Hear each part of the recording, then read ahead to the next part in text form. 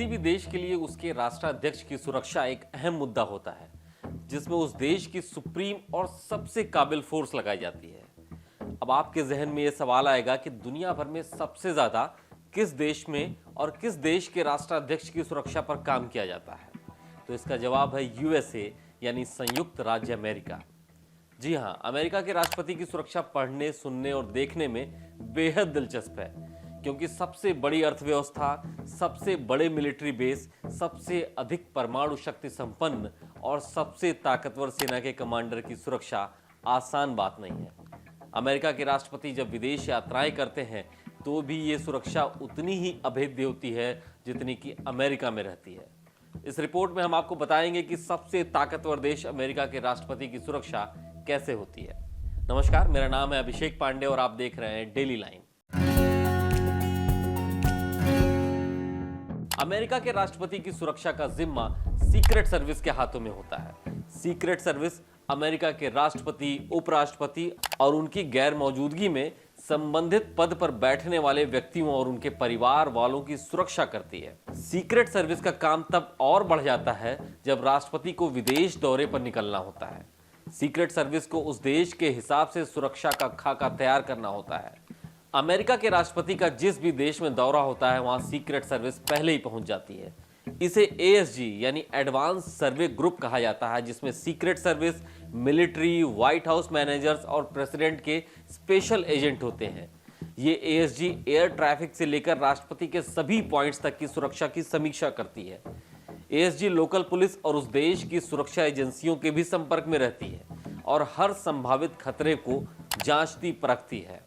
अब बारी आती है यूएस प्रेसिडेंट के विदेश दौरे की। जब भी यूएस प्रेसिडेंट को विदेश दौरे पर निकलना होता है तो उनकी सुरक्षा व्यवस्था की समीक्षा होती है। जिस हेलीकॉप्टर से अमेरिकी राष्ट्रपति सफर करते हैं उसका कोड मरीन 1 होता है और चकमा देने के लिए मरीन 1 के साथ ठीक इसी तरह से 2-3 हेलीकॉप्टर और साथ में उड़ान भरते हैं। ये हमने कई फिल्मों में भी देखा है। राष्ट्रपति के प्लेन का नाम एयरफोर्स 1 होता है। इस अत्याधुनिक हवाई जहाज की बॉडी न्यूक्लियर हमले को भी झेल सकती है। ये जहाज एक बार में टैंक फुल होने पर 12,000 किलोमीटर से अधिक की दूरी तय कर सकता है। एयरफोर्स 1 में हवा में रीफ्यूलिंग हो सकती है, मतलब आपात स्थिति में इस जहाज को नीचे उतारने की जरूरत नहीं पड़ती। इस प्लेन में कमांड सेंटर भी बना है। अमेरिका पर आपात स्थिति में राष्ट्रपति हवा से ही सेना को कमांड दे सकते हैं। इस वजह से एयरफोर्स 1 को हवा में उड़ता हुआ व्हाइट हाउस भी कहते हैं। विदेश दौरों पर सीक्रेट सर्विस की सुरक्षा घेरे में 300 स्पेशल कमांडो होते हैं, जो किसी भी देश के राष्ट्राध्यक्ष की सुरक्षा में तैनात सबसे बड़ा सुरक्षा घेरा है।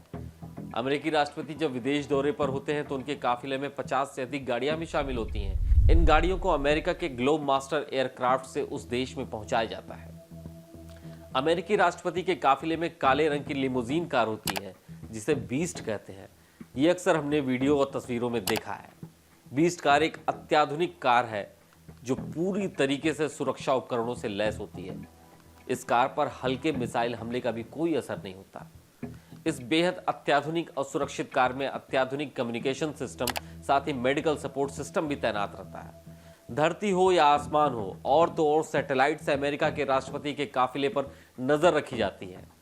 स्वप्न सरीखा यह सुरक्षा बेड़ा इसलिए तैयार किया जाता है क्योंकि अमेरिका में काफी पहले राष्ट्रपतियों पर हमले हो चुके हैं। 1865 में अब्राहम लिंकन की हत्या हो गई। अमेरिका के इतिहास में 4 राष्ट्रपतियों की हत्या हो चुकी है।